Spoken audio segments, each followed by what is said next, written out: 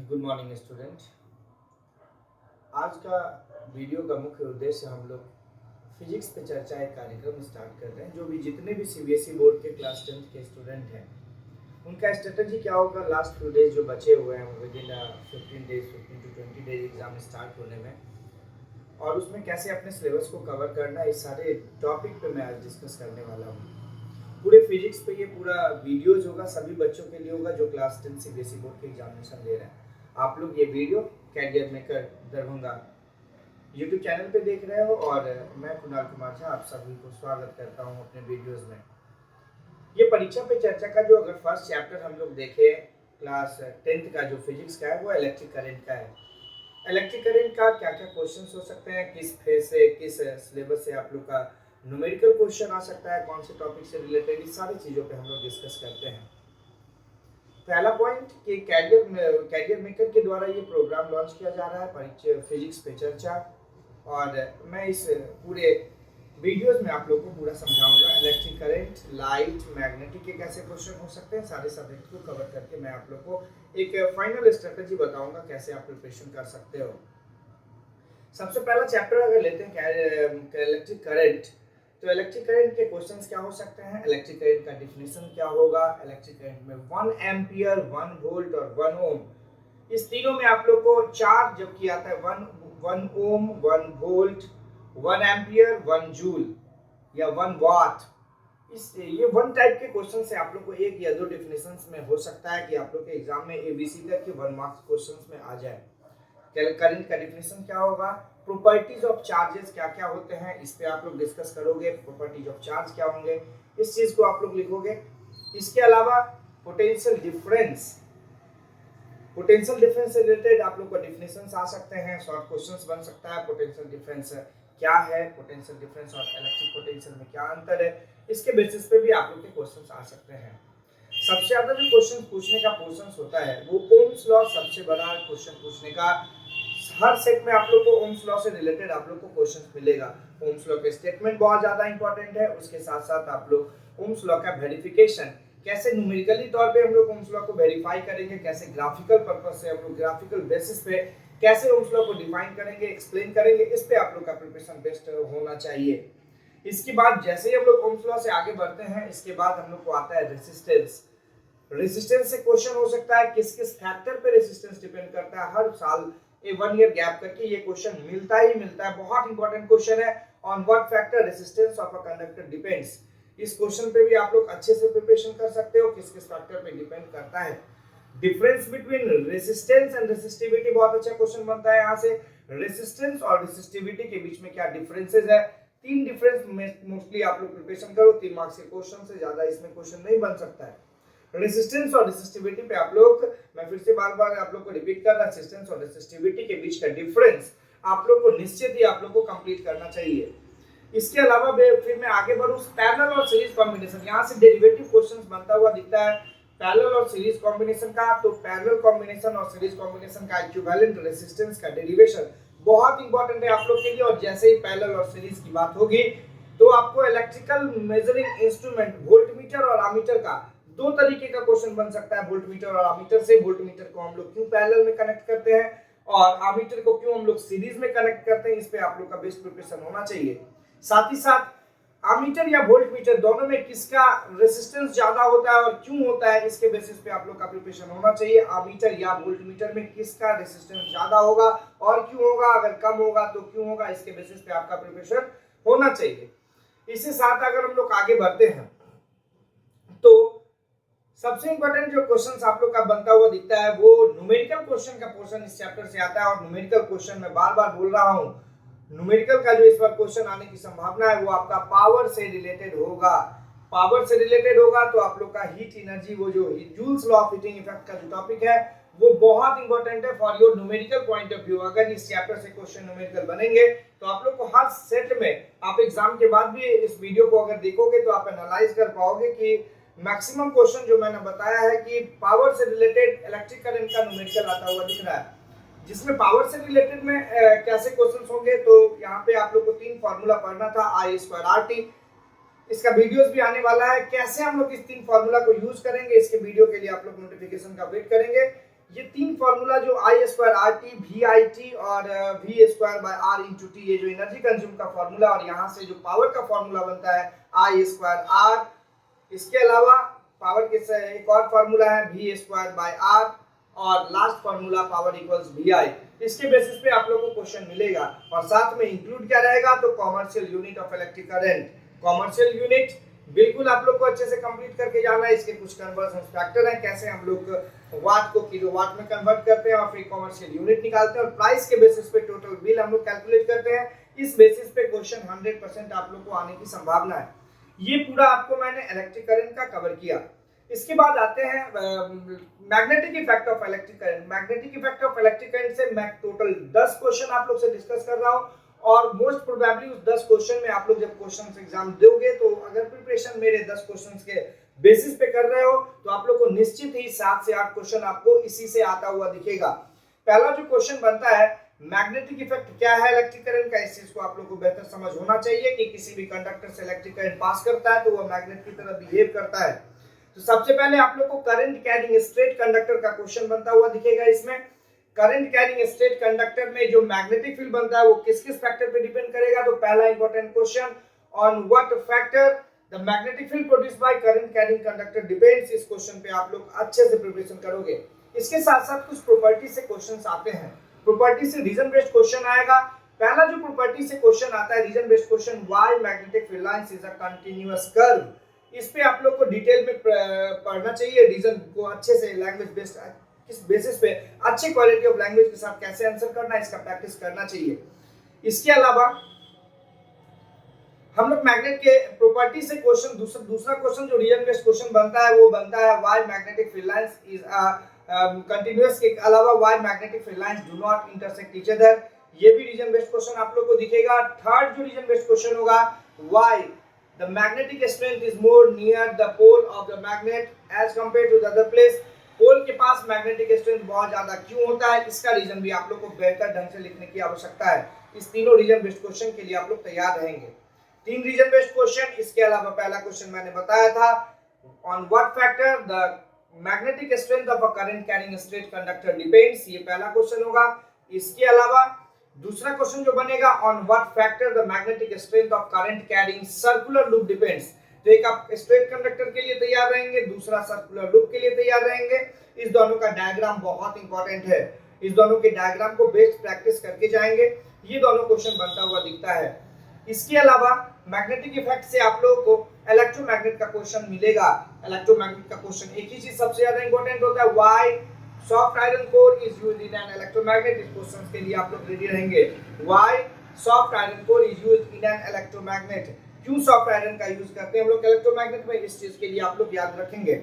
इसके अलावा आप लोग को सोलेनॉइड से एक क्वेश्चन बनता है लॉन्ग में। आप लोग properties of magnetic field produced by solenoid diagram के साथ बहुत इंपॉर्टेंट है। Properties of magnetic field produced by solenoid diagram के साथ आप लोग का बहुत इंपॉर्टेंट टॉपिक यहां से आता है। इसके अलावा कुछ क्वेश्चंस मैंने इलेक्ट्रिक करंट को छोड़ा था, जैसे कि डोमेस्टिक वायरिंग में पैरेलल कॉम्बिनेशन क्यों होता है, कहीं साइड में लिख ले डोमेस्टिक वायर में पैरेलल कॉम्बिनेशन क्यों होता है, इस चीज पे आप लोग डिटेल लिखेंगे। इसके अलावा सेफ्टी डिवाइस में फ्यूज का क्या फंक्शन है, ये भी क्वेश्चन मैंने छोड़ दिया था पिछले चैप्टर का। फंक्शन ऑफ फ्यूज, अर्थिंग का क्या इंपॉर्टेंस है कंडक्टर इलेक्ट्रिक सर्किट में, इस चीज पे आप लोग 3 क्वेश्चन पीछे का जो है उस पे भी आप लोग प्रिपरेशन कर लेंगे। मैग्नेटिक इफेक्ट में मैंने इतने सारे क्वेश्चंस को आप लोगों से डिस्कस किया। इसके अलावा आप लोग का एक और टॉपिक है मैग्नेटिक फील्ड का, जिसमें कि relative force, Fleming's left hand rule का यहाँ पे रोल आएगा। फ्लेमिंग्स लेफ्ट हैंड रूल बिल्कुल अच्छे से आप लोग क्लियर करेंगे।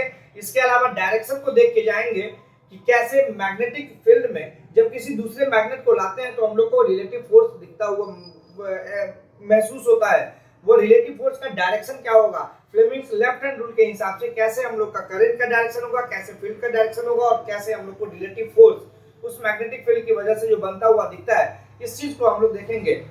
इसका क्वेश्चंस कैसे हो सकता है, what happen when a bar magnet is placed near a current carrying straight conductor. कैसे जब बार मैग्नेट को हम लोग करंट कैरिंग स्ट्रेट कंडक्टर के फील्ड में लाएंगे, उसके मैग्नेटिक फील्ड में लाएंगे तो क्या इंपैक्ट बनता हुआ दिखेगा, ये क्वेश्चन के लिए भी आप लोग इस चैप्टर में तैयार रहेंगे।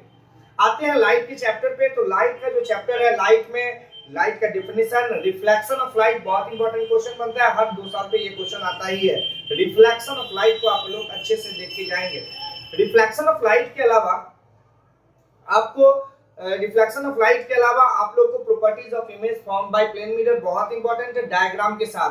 Properties of image form by plane mirror बहुत इंपॉर्टेंट क्वेश्चन है, आप लोग के एग्जामिनेशन पॉइंट ऑफ व्यू से हर साल 1-2 सेट के बाद रिपीट क्वेश्चन आता हुआ दिखता है। Properties of image formed by plane mirror.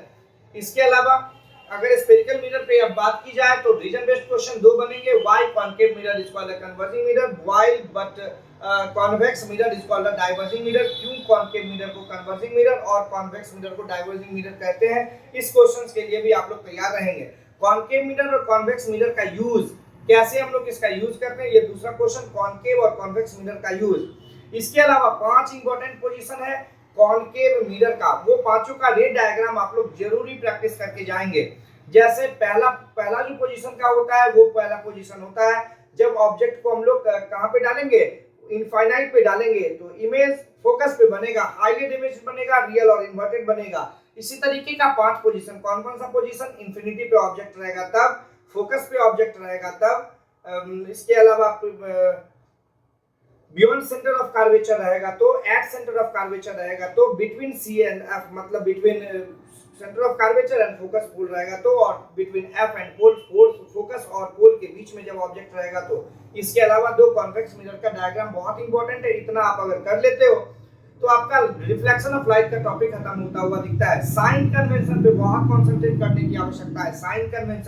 Sign convention को कार्टेशियन प्लेन के बेसिस पे, एक्स और वाई एक्सिस के बेसिस पे आप लोग समझ के जाएंगे तो गलती होने का चांस कम होगा, और मिरर फार्मूला को बहुत बेहतर ढंग से न्यूमेरिकली के लिए तैयार रहना। न्यूमेरिकल के लिए एक क्वेश्चन मैंने क्या बताया था, इलेक्ट्रिक करंट का पावर वाला क्वेश्चन, पावर से रिलेटेड क्वेश्चन, एनर्जी कंज्यूम से रिलेटेड क्वेश्चन, कॉमर्शियल यूनिट से रिलेटेड क्वेश्चन, इतना ही क्वेश्चन न्यूमेरिकल के लिए आप लोग को प्रिपरेशन करना है।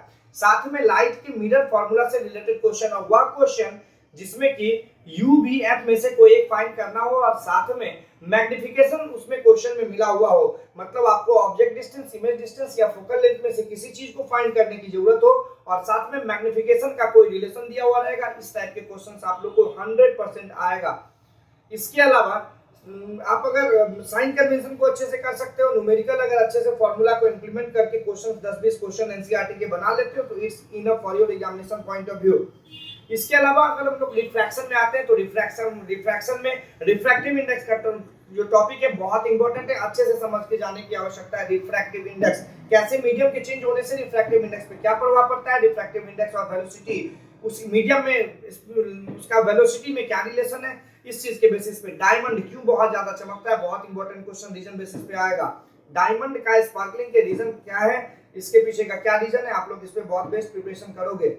इसके अलावा रिफ्रैक्शन में कैसे, रेक्टेंगुलर स्लैब में रिफ्लेक्शन कैसा होता है, refraction through a glass, rectangular glass slab, इस पे आप लोग प्रिपरेशन करके जाओगे। कैसे रेयर से डेंसर में आता है तो लाइट रे कैसे बेंड करता है, क्यों बेंड होता है, refract by refraction of light ray आकर क्यों बेंड होता है, इस पे भी आप लोग प्रिपरेशन करके जाओगे। इसके बाद कॉन्केव और कॉन्वेक्स लेंस के बारे में डिटेल 5 पोजीशन, जैसे मिरर में 5 पोजीशन पे हम लोग प्रिपरेशन किए थे रे डायग्राम में, इसमें कॉन्वेक्स लेंस में ऐसे तैयारी करना है और 2 आप लोग को कॉन्केव लेंस का रे डायग्राम आप लोग को कंप्लीट करना है। साइन कन्वेंशन इसमें भी है, जो मिरर का साइन कन्वेंशन है सेम तरीके से साइन कन्वेंशन इसमें मानना है। डिफरेंस क्या है, वहां पे पोल था ओरिजिन पे, कार्टेशियन प्लेन के ओरिजिन पे, और इसमें क्या रहेगा, ऑप्टिकल सेंटर रहेगा कार्टेशियन प्लेन के ओरिजिन पे। इतना आप लोग ध्यान रखिए अगर न्यूमेरिकल बनाओगे। और साथ में मैंने बताया ही मैग्निफिकेशन मिरर या लेंस फार्मूला में मिलता हुआ आता है, मिलता हुआ ही क्वेश्चन आपको आएगा। आपको जो न्यूमेरिकल आएंगे लाइट से उसमें मैग्निफिकेशन के साथ साथ यूवीएफ फाइंड करना लेंस के लिए भी और मिरर के लिए भी बहुत इंपॉर्टेंट है, आप लोग इस पे प्रिपरेशन करोगे। इसके साथ अगर हम लोग आगे बढ़े तो एटमॉस्फेरिक रिफ्रैक्शन का बहुत बड़ा पार्ट है, इसमें 4 क्वेश्चन बहुत इंपॉर्टेंट है। 4 क्वेश्चन क्या क्या इंपॉर्टेंट हो सकता है, अर्ली सनराइज और डिले सनसेट के पीछे का रीजन क्या है, what are the cause of early sunrise and delay sunset, इसके पीछे के रीजन के आंसर को आप लोग जरूर एनालाइज करके जाओगे। इसके अलावा इसके बाद ट्विंकलिंग ऑफ स्टार, स्टार क्यों ट्विंकल करते हैं, star seems us twinkle from the surface of earth, ऐसा क्यों होता है, स्टार को हम लोग चमकता हुआ क्यों देखते हैं अर्थ सरफेस से। इसके बाद why sky appears blue, sky क्यों अपीयर्स ब्लू होते हैं, आकाश का रंग ब्लू कलर का क्यों दिखता है, इसके पीछे का भी रीजन आप लोग को जरूर याद होना चाहिए। इसके अलावा एटमॉस्फेरिक रिफ्लेक्शन में फॉर्मेशन ऑफ रेनबो भी बहुत इंपॉर्टेंट है, फॉर्मेशन ऑफ रेनबो भी आप लोग को पढ़ के जाना चाहिए, बिल्कुल 100% प्रिपरेशन इतना कर लेना है आपको। एटमॉस्फेरिक रिफ्लेक्शन से यही 4 क्वेश्चन बनता हुआ दिखता है। इसके अलावा ह्यूमन आई पे बात किया जाए, I the colourful world chapter पे बात की जाए, तो आई में आप लोग को वर्किंग ऑफ ह्यूमन आई बहुत इंपॉर्टेंट है। इसमें आपको प्यूपिल का फंक्शन याद रखना है, आइरिस का फंक्शन याद रखना है, सिलियरी मसल्स का फंक्शन याद रखना है, एक्वस ह्यूमर को याद रखना है, विट्रस ह्यूमर को याद रखना है, रेटिना को याद रखना है, ऑप्टिक नर्व को याद रखना है। इसके अलावा ब्लाइंड स्पॉट को याद रखना है, कोन सेल क्या है, रेड सेल क्या है, कलर ब्लाइंडनेस क्या है, नाइट ब्लाइंडनेस क्या है। इतने पॉइंट को अगर मिला लोगे तो वर्किंग ऑफ ह्यूमन आई बिल्कुल आप लोग को क्लियर हो जाएगा। इतने फंक्शंस को क्लियरली अगर पढ़ लिया जाए working of human I clear हो जाएगा।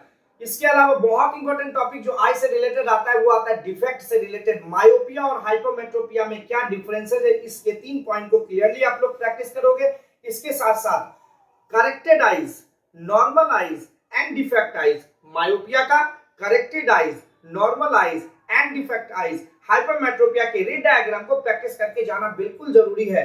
काउज ऑफ मायोपिया क्या होता है, काउज ऑफ हाइपरमेट्रोपिया क्या होता है, मायोपिया को कैसे हम लोग ठीक करते हैं, कौन से लेंस से ठीक करते हैं, हाइपरमेट्रोपिया को कौन से लेंस से ठीक किया जाता है, इसका काउज के साथ साथ इसका वे ऑफ करेक्शन कैसे हम लोग ठीक कर सकते हैं, इस चीज के बारे में पढ़ के जाएंगे।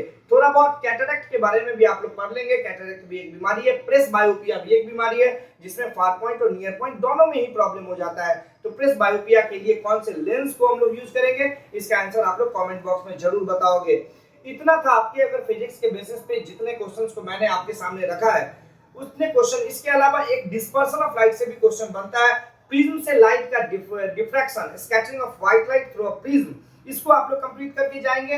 विबजियोर में वो जो कलर स्ट्रिप ऑफ 7 कलर हम लोग को विबजियोर के रूप में मिलता है, उसमें सबसे ज्यादा वेवलेंथ किसका है कमेंट बॉक्स में आप लोग बताएंगे, और सबसे कम वेवलेंथ किसका है वो भी कमेंट बॉक्स में आप लोग जरूर बताएंगे कि सबसे कम किसका वेवलेंथ है और सबसे ज्यादा किसका वेवलेंथ है। और इससे एक रीजन बेस्ड क्वेश्चन बनता है कि मोबाइल टावर पे रेड कलर का लाइट क्यों लगा होता है, इसका भी आंसर आप लोग कमेंट बॉक्स में जरूर बताएंगे। तो scattering of light through prism भी हो गया। इतना अगर आप सिलेबस कर लेते हो एग्जाम से पहले तो आपको फिजिक्स में किसी भी तरीके का कोई प्रॉब्लम नहीं होगा। अभी भी जो बच्चे इस वीडियो को देख के मोटिवेट हो रहे हैं और चाहते हो कि फिजिक्स में बेहतर हम परफॉर्मेंस कर सके, तो जितने क्वेश्चन मैंने आप लोगों से डिस्कस किया इस शॉर्ट्स वीडियो में, जितना हो सका है मैंने पॉइंट को कवर किया है, पूरे सिलेबस को कवर किया। ये ऑब्जर्वेशन पिछले 10 इयर्स के क्वेश्चंस के बेसिस पे मैंने आप लोग के सामने रखा है। आप लोग से रिक्वेस्ट है कि इस वीडियो की ज्यादा से ज्यादा लाइक और शेयर जरूर करेंगे, ज्यादा से ज्यादा लोगों तक पहुंचाएंगे, ज्यादा से ज्यादा स्टूडेंट को पहुंचाएंगे, क्योंकि मेरी मेहनत, हम लोग की मेहनत, पूरी कैरियर मेकर की मेहनत आप लोग के लाइफ में जो एग्जाम आने वाला है that is called iron gate which is matriculation, इसमें बहुत बड़ा योगदान प्ले करेगा। इस वीडियो के बाद मैंने जितने टॉपिक को कवर करा है इस वीडियो में सारे का लाइव सीरीज वाइज मेरे video channel career maker Darbhanga पे आप लोग देख सकते हो, जिसका लिंक सब्सक्रिप्शन बॉक्स में आप लोग को दे दिया जाएगा।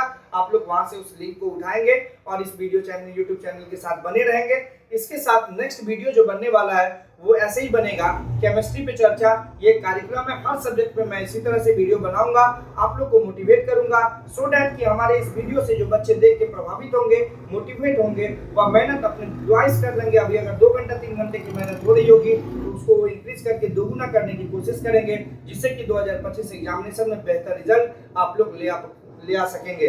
पूरे कैरियर मेकर फैमिली की ओर से आप लोग को बहुत बहुत धन्यवाद, और ज्यादा से ज्यादा प्लीज आप लोग से रिक्वेस्ट है इस वीडियो को शेयर करें, सब्सक्राइब करें और नोटिफिकेशन के साथ जुड़े जरूर रहें। Thank you.